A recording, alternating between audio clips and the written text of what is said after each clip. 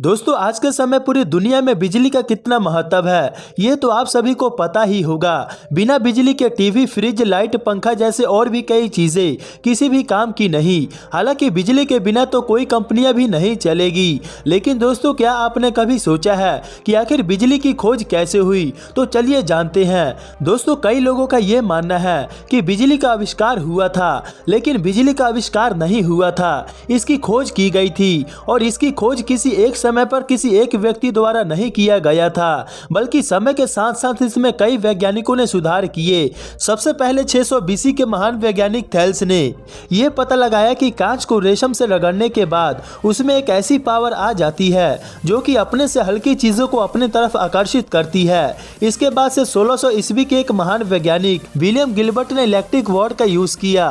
फिर साल 1752 में बेंजामिन फ्रैंकलिन ने बारिश के मौसम में जब बिजली कड़कती है तब उन्होंने एक पतंग को मेटल के टुकड़े से बांधकर उड़ाया और अपने से थोड़ी दूरी पर एक चाबी को बांध दी। जब बिजली कड़कती थी तो वो पतंग के जरिए चाबी तक बिजली आती थी और उससे बेंजामिन फ्रैंकलिन को भी झटका लगता था।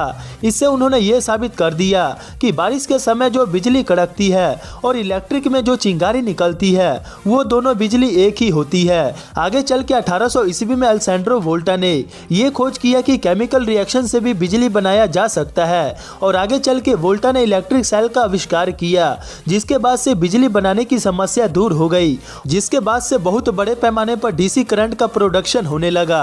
फिर 1878 में थॉमस एडिसन ने एक बल्ब का आविष्कार किया और एडिसन के बिजली बनाने का बहुत बड़ा कंपनी हुआ करता था, जिसमें बहुत सारे जनरेटर की मदद से बिजली को बनाया जाता था और लोगों के घर और बड़े बड़े कंपनियों में बिजली सप्लाई किया करते थे।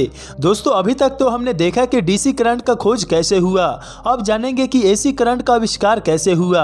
दोस्तों थॉमस एडिसन के कंपनी में एक व्यक्ति काम करता था जिसका नाम था Nikola Tesla. Nikola Tesla AC current बनाना चाहते थे और जब उन्होंने थॉमस एडिसन के सामने ये बात रखी तो एडिसन ने कहा कि तुम्हें जो काम करना है वो डीसी करंट के ऊपर करो। असल में दोस्तों डीसी करंट एक बार में 2 से 3 किलोमीटर दूर ही जा सकती है और निकोला टेस्ला ऐसा करंट बनाना चाहते थे कि एक बार में करंट कई किलोमीटर दूर तक जाए। लेकिन जब एडिसन ने उनकी बात नहीं मानी तो उसके बाद से निकोला टेस्ला ने एडिसन के कंपनी को छोड़ दिया और उन्होंने एसी करंट के ऊपर काम करना शुरू कर दिया। और आखिरकार 1887 ईस्वी में निकोला टेस्ला ने एसी करंट का आविष्कार किया। ये ऐसा करंट था कि इसे एक जगह से कोसों दूर तक बड़ी आसानी से पहुंचाया जा सकता था और लोगों के लिए सेफ भी था। तो दोस्तों इस तरह से कई महान वैज्ञानिकों ने बिजली को बनाने में योगदान दिया और आज इन्हीं के बदौलत हम बिजली का पूरा यूज कर पा रहे हैं।